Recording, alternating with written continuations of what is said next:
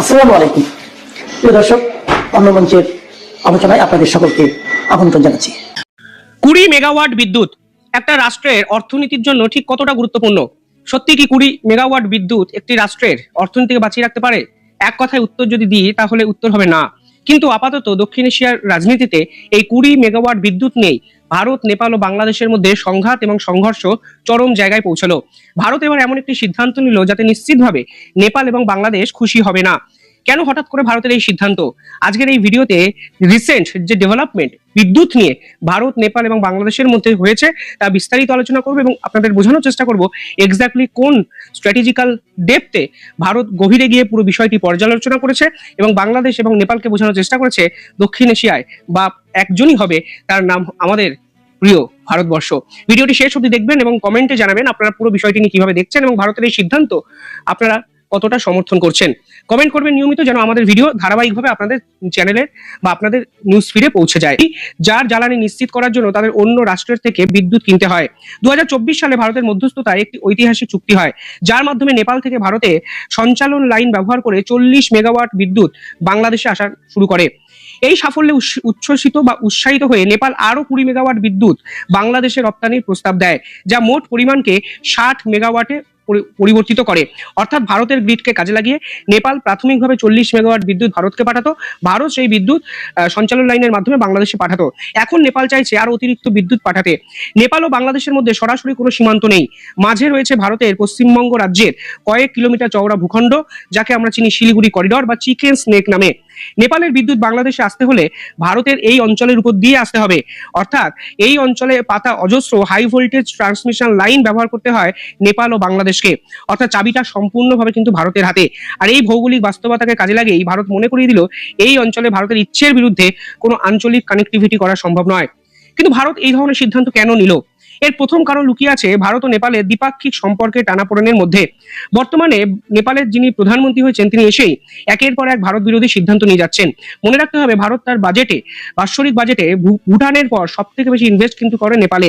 কিন্তু নেপালের এই প্রধানমন্ত্রী এসে এমন কিছু সিদ্ধান্ত নিয়েছেন প্রথমেই, তাতে পরিষ্কার হয়ে যাচ্ছে তিনি চীনের যে পারপাস সেই পারপাসটি সলভ করছেন এবং পাকিস্তানকে অতিরিক্ত গুরুত্ব দিয়ে ভারতকে আন্তর্জাতিক স্তরে বিপাকে ফেলার চেষ্টা করছেন। ফলে এখানে দাঁড়িয়ে বিশেষ করে কালাপানি, লিপুলেক এবং লিম্পাধুয়ার মতো বিতর্কিত অঞ্চলগুলোকেও নিজেদের যখন মানচিত্রে নেপাল দেখিয়ে দেয়, তখন ভারত কিন্তু মানে উঠে পড়ে লেগে যায় যে নেপালের এই বারবারন্ত ভারতকে শেষ করতে হবে। অর্থাৎ সীমান্তের কিছু নির্দিষ্ট অংশকে নেপাল তাদের অংশ বলেও দাবি করে অফিসিয়ালি একটি মানচিত্র প্রকাশ করে দিয়েছিল, যা কোনো অবস্থাতেই ভারতের মেনে নেওয়া সম্ভব হয়নি। এই প্রেক্ষাপটে দাঁড়িয়ে কাঠমান্ডুকে ভারত সরাসরি বার্তা দিতে চাইছে যে আপনারা যদি দ্বিপাক্ষিক সম্পর্কের ক্ষেত্রে ভারতের সংবেদনশীলতাকে তোয়াক্কা না করেন, তাহলে ভারতও আপনাদের অর্থনৈতিক স্বার্থের সুরক্ষায় বাড়তি কোনো ছাড় দেবে না। বিদ্যুৎ রপ্তানি নেপালের অর্থনীতির জন্য একটি বড় আয়ের উৎস, আর সেই আয়ের পথটি ভারতের অনুমোদনের উপর নির্ভরশীল। এই 20 মেগাওয়াট আজকে ভারত ঠিক সেটাই প্রমাণ করলো। যদি ভারতকে পাশে চান তাহলে ভারতের সেন্টিমেন্টকেও গুরুত্ব দিতে হবে। ডিপ্লোমেসি একতরফা হয় না। ডিপ্লোম্যাটিক চ্যানেল যদি এইভাবে কোলাপস করে, তাহলে আপনাদের ইকোনমিক্যাল সিনারিও যে সম্পূর্ণ ধসিয়ে দেওয়ার ক্ষমতা ভারতের আছে তা কিন্তু ভারত স্পষ্ট বুঝিয়ে দিল। মুদ্রার অপর পিঠে রয়েছে বাংলাদেশ। ভারতের এই সিদ্ধান্তের পিছনে ঢাকার জন্য একটি বড় ধাক্কা, এবং আপনারা তো বুঝতেই পারছেন এই মুহূর্তে দাঁড়িয়ে বাংলাদেশ এবং ভারতের সম্পর্ক ক্রমবর্ধমান খারাপ জায়গায় পৌঁছে যাচ্ছে।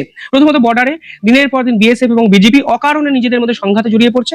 স্পেশালি সেই সংঘাতের কারণটি বাংলাদেশের অনুপ্রবেশকারী, এবং বিজেপি শুধুমাত্র সস্তা জনপ্রিয়তা আদায়ের জন্য বিএসএফ কে লক্ষ্য করে কিছু কথাবার্তা বলছে, এবং পুরো বিষয়টি অত্যন্ত জটিল এবং কনফিউশনে আমাদের সামনে কিন্তু এই বর্ডারের সুরক্ষা নিয়ে অনেক বড় প্রশ্নচিহ্ন তুলে দিয়েছে।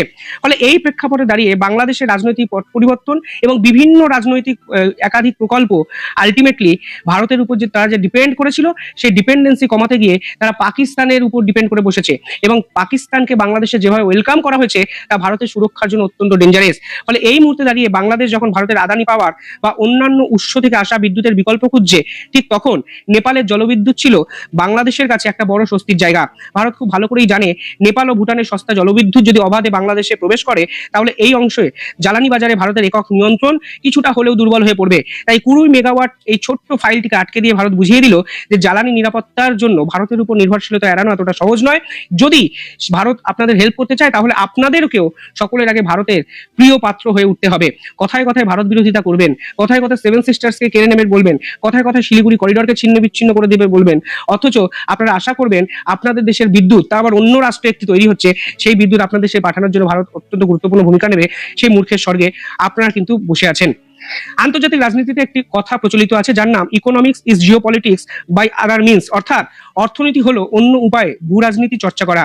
ভারত দক্ষিণ এশিয়ায় এই বাজারে এই বিদ্যুৎ বাণিজ্য বা আন্তর্দেশীয় বিদ্যুৎ সংযোগের জন্য যে গাইডলাইন তৈরি করেছে সেখানে পরিষ্কার বলা হয়েছে যে কোনো ত্রিপক্ষীয় বা বহুপক্ষীয় বাণিজ্যে ভারতের সঞ্চালন লাইন ব্যবহার করতে হলে ভারতের সেন্ট্রাল ইলেকট্রিসিটি অথরিটি চূড়ান্ত অনুমোদন লাগবে।